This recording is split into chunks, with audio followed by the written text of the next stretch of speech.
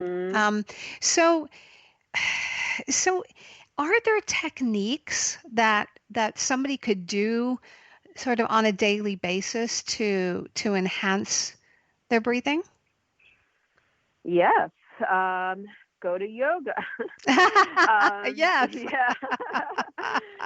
Yeah, so it's a trained thing because like I said, we don't really think about our breathing, but if you have a high stress position or if you're nervous about things, you're not going to breathe right. Mm. So it's a really good idea to just take a comfortable position, or you could either lay flat, stand up straight, or sit in this chair and place your hands below your ribs on your abdomen. Breathe in normally. Does your What does your abdomen do? Does it rise or does it sink in? So Mm. that's where the mistake is, because you want your diaphragm, which is your main muscle of breathing, to flatten out to make more room for your lungs to expand. Oh. So as you breathe in, you want your stomach to push out. So it's a good idea, if you want to train yourself to breathe properly, to put your hand on your stomach, and as you breathe in, push your stomach out, and that's creating your diaphragm to flatten and for you to Ah. take a bigger breath. And so you don't want to breathe from your chest, from your upper part of your chest, because the main muscles are your diaphragm and your intercostal muscles. So all this has to raise out of the way, let your lungs expand. Yeah. Then as you exhale, you just want to relax.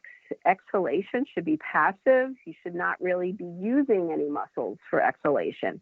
But people with chronic lung disease, adults, children, are using muscles for breathing when they're short of breath and having a hard time. Therefore, the oxygen is going to be used for these accessory muscles, which are like your clavicle, your neck muscles, your upper chest, and then your oxygen's not going to be used in the right way. Mm. Yeah. And I've noticed people sometimes when they take a deep breath, their shoulders go up too, right? Because they're Yes, uh huh. because they're not Yeah, they're not relaxed enough to actually take a deep breath, right.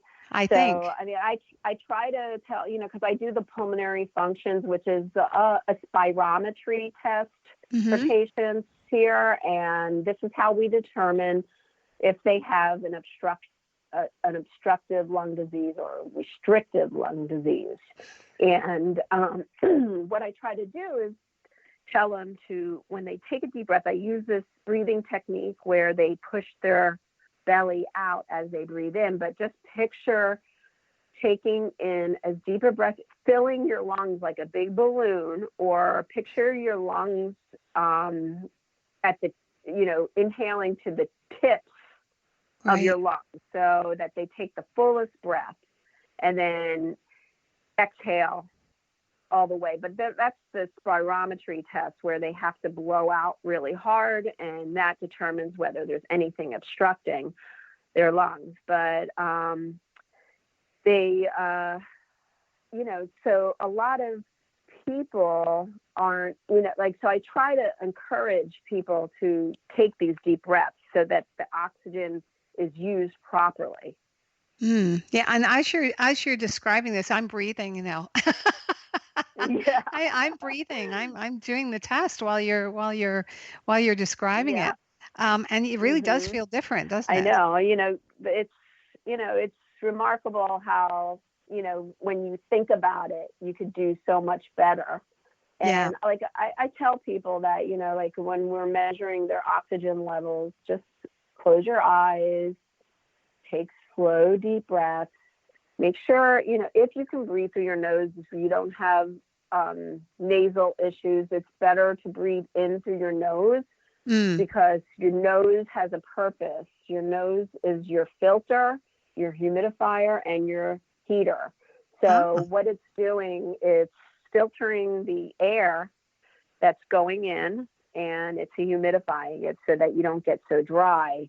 If you notice, like, let's say you have a sinus cold, you're going to end up, if you breathe through your mouth gets so dry. And that's what can happen to your secretions. They get dry and thick and harder to cough up. So, yeah.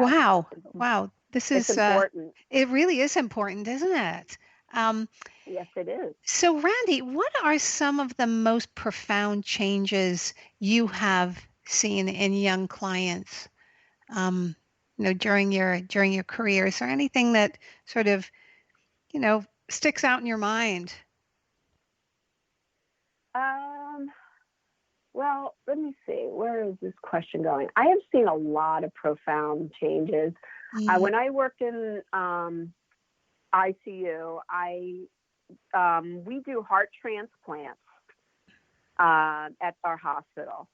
So to see our babies, our kids come in with a very, very, sick heart, and when eventually they find a heart for them and they're walking out of here as normal as can be, it's just amazing. That is the most profound thing I've seen.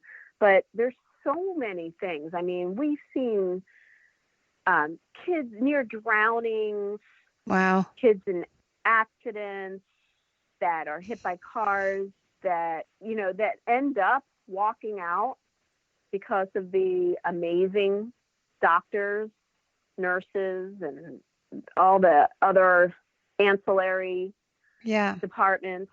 It's just amazing. And teaching them to breathe again, teaching them to breathe properly, right? Yeah. So what we do is sometimes when the kids are on ventilators, what we do is we try to sprint them so that they come off for, short periods of time to breathe on their own, and then give them a rest when they sleep.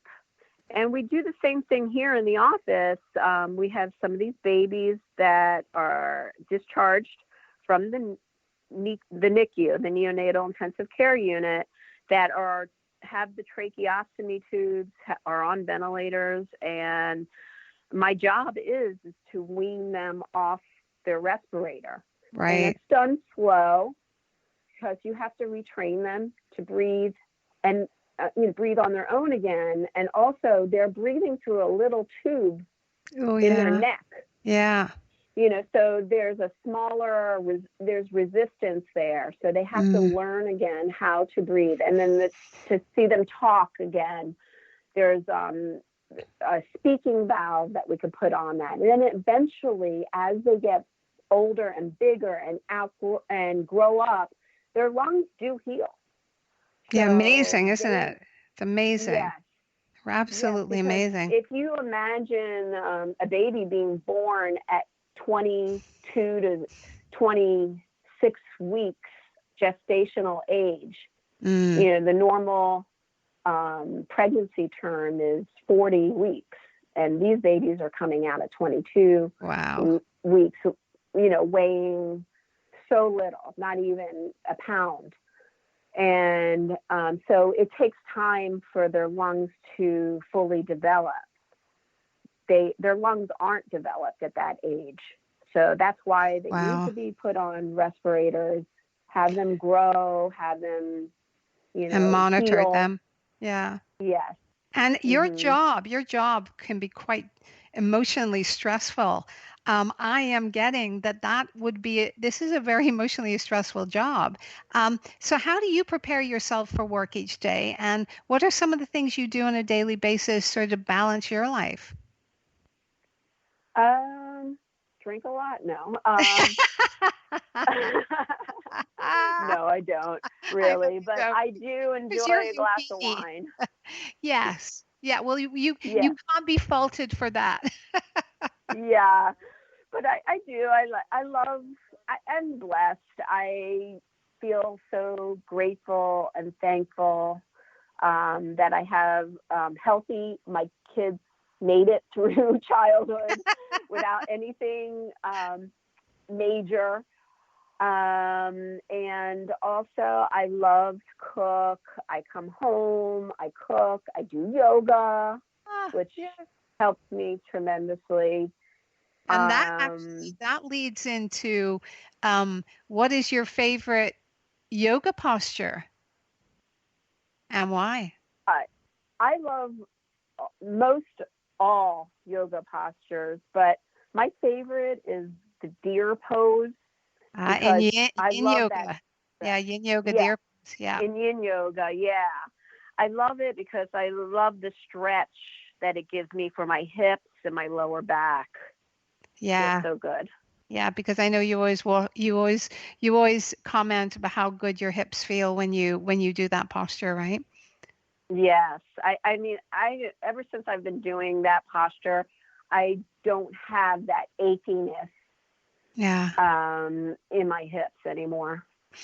Oh, Randi, I have to tell you that we have come to the end of our podcast. It did not go quickly. My goodness. Yeah, it did. And I want to thank you so much for being here on Yin Yoga Lifestyle, Randi. And if listeners would like more information about today's topic, you can visit the American Lung Association at www.lung.org, lung.org, or you can link to your own local respiratory association or society. Many thanks again for being here, Randi, on Yin Yoga Lifestyle. What an informative podcast it has been today. Thank you. Oh, you're welcome. Thank you. It's been my pleasure. And please don't forget to check us out at yinyogalifestyle.com, adding enlightenment, calm, balance, and creativity to your everyday life.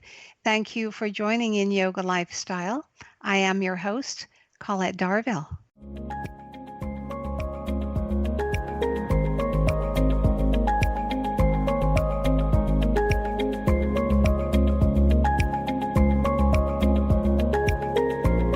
Join us next time to continue our journey of balancing into a state of perfect harmony. Until then, this is Colette Darville, reminding you to inhale, so, and exhale, hum.